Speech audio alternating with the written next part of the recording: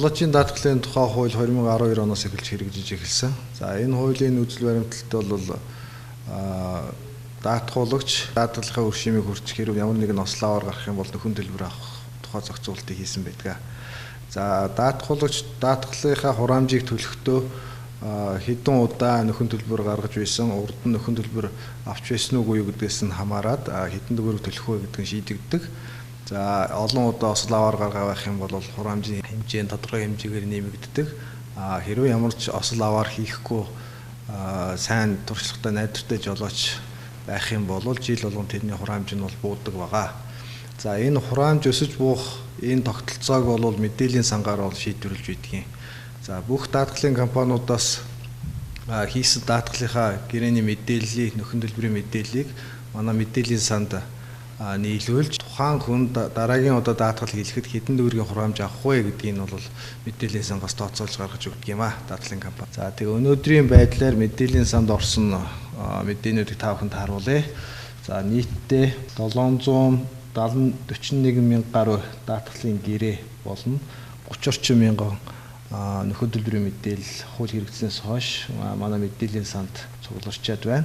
За эндээс гээд дотор нь ялгаж үзэх юм бол 600 орчим мянган хувь хүний мэдээлэл 20 мянга гаруй хуулийн этгээд болон нийтдээ 522 орчим мянган даатгалын тээврийн хэрэгслийн мэдээлэл манай санд цугларчаад байгаамаа. Энэ цугларсан мэдээлэл дээрээ үндэслэн бид нэр мэдээллийнхаа чанарыг сайжруулах, алдаа мадаггүй мэдээлэл байх шаардлагыг тавьж энэ дээр шинэ системийн дээр энэ үндсэн бидний мэдээллийг ашиглаж даатгалын гэрээ хийх процессыг хялбарч шинжилсэн байдаг. Өмнө нь бол бүх мэдээллийг гараар шивдэг тийм байсан. Энэ байдал нь бол бичлэгийн юм уу хувь хүмүүсийн алдаа гарах мэдээллийг боломжийг гаргадаг байсан учраас бид нэр өмнө нь орсны мэдээлэл дээрээс цуглуул ашиглаад аль болох гараар даатгалын гэрээ хийлгэхгүй програм дээрээс энэ даатгалын гэрээг авч мэдээллийг үнэн зөв алдаагүй оруулах байдлыг бол сайжруулж өгсөн байдаг.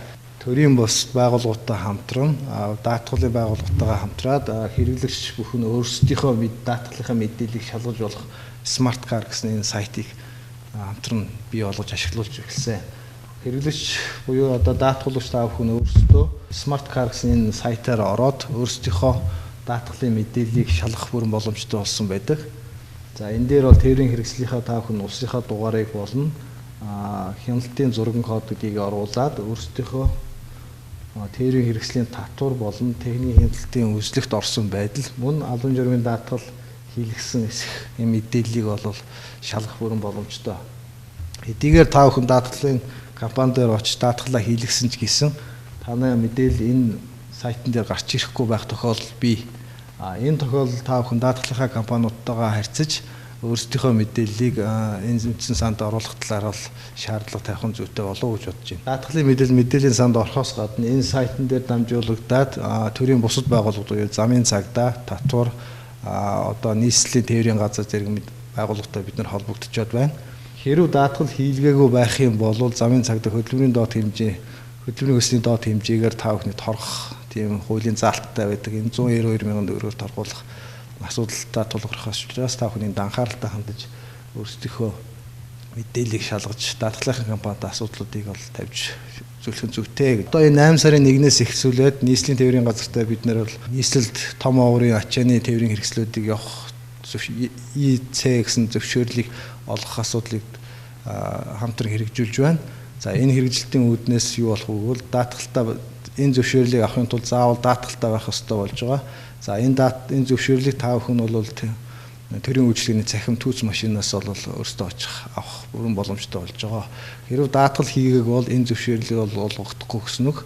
Тэгэхээр энэ дээр бас та бүхэн нийт том оврын тээврийн хэрэгсэл эзэмшигч үйлчлэгээ үзүүлэгч байгууллага хүмүүс бол анхаарч энэ дээр ажиллах нь зүйтэй болов. Энэ бол миний анаг авчирсан нохой. Харин энэ бол би хамгаас хайртай ээж минь. Энэ миний хамгаас мундаг аав. Ээжийн үрдэр бицэн дүүвэ. Надаа ямар мөрөөдөл байдаг гэж